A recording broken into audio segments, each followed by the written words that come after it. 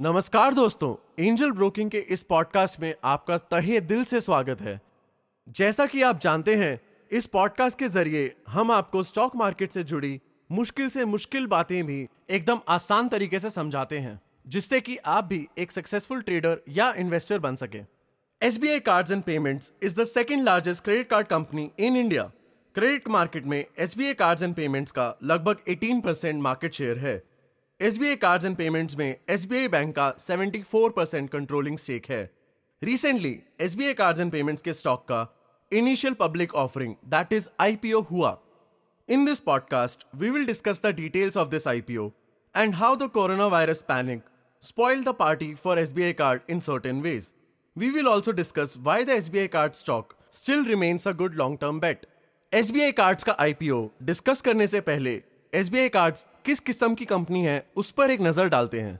SBI cards, despite being the second largest issuer of credit cards in India, gets almost half of its revenue from non-interest sources. The share of non-interest income has risen from 43.6% in 2017 to almost 49% in 2019. ये एक अच्छी बात है इसलिए क्योंकि this makes SBI cards a little more immune to changes and fluctuations in the interest rate. Non-interest income includes late fees and interchange fees. Late fees are applied when the credit card holder does not pay the minimum required amount before the due date expires. Interchange fees, on the other hand, are paid by retail and online merchants for being able to accept the credit card from their customers. Since the presence of cashless transactions increases the merchant's business, they need to compensate the credit card company for maintaining the offline and online infrastructure that makes the cashless transactions possible. SBI Card's income from all of these different sources has been on the rise. Another positive development is that SBI Cards and Payments is a very profitable company. Its revenue over the last 3 years has grown at a compound annual growth rate of almost 45%. Its net profits have grown at an even faster rate at a CAGR of 52%. Therefore, SBI Cards and Payments is a company with strong fundamentals. Its long-term expansion prospects look very positive. For this reason, a lot of people were excited for this IPO. SBI Cards was planning to raise up to Rs 10,300 crores from this IPO. This was all set to become the biggest Indian IPO of 2020 and among the top 5 biggest IPOs of all time in India. However, when the IPO was just about to roll out, coronavirus began to spread outside China, all over the world. इससे market में panic बैठ गया है and stock market indices around the world saw record-breaking single-day drops. The SBI Cards and Payments IPO was not immune from this panic. SBI Cards stock started trading on the National Stock Exchange and Bombay Stock Exchange. They started with an initial price of 755 rupees, but that has steadily declined as the trading has continued.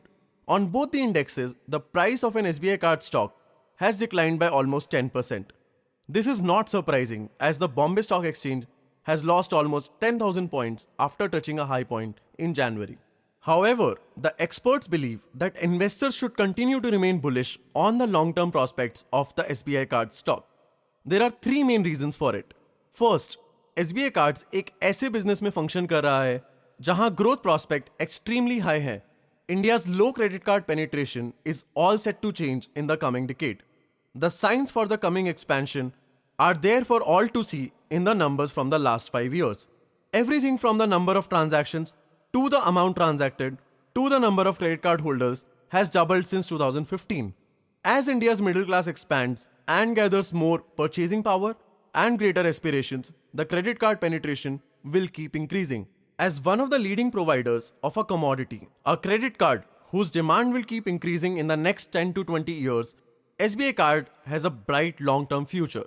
Secondly, SBI Card is in a very niche market. As of now, the number of credit card providers is much less than the number of debit card providers. Therefore, the fact that SBI Cards is a big fish in a small pond will help its business in the coming years. Thirdly, with the SBI Bank being the parent company, SBI Cards has a strong organizational support. The SBI Bank is, after all, the biggest bank in the country. Its close relationship with the SBI Bank will help SBI Cards gain the investors' trust. That will in turn lead to favorable cash flow, which the company can turn into sustained growth. This is the benefit that SBI Card has as an offshoot of a prestige bank. Because of the current panic in the market, SBI Card stock could be said to be trading at a discount. Interested traders can, after doing their due research, easily purchase the IPO card stock from an authorized broker or from their net banking account. All that they need to do is log into their account, go to the IPO section, and invest the sum that they wish to invest. While it is not compulsory to own a trading account to buy stocks in a company's IPO, it is compulsory to have a Demat account. A Demat account is where your shares will be stored. But don't worry, you can start your Demat account with Angel Broking all by yourself in less than 10 minutes. इसी के साथ ये podcast हम यहीं पर रोकते हैं। उम्मीद है कि आपको पॉडकास्ट पसंद आया होगा। अगर कोई ऐसा टॉपिक है जिस पर आप हमारे एक्सपर्ट्स की राय चाहते हैं तो कमेंट सेक्शन में लिखना ना भूलिएगा। अपना ध्यान रखें एंड स्टे बुलिश।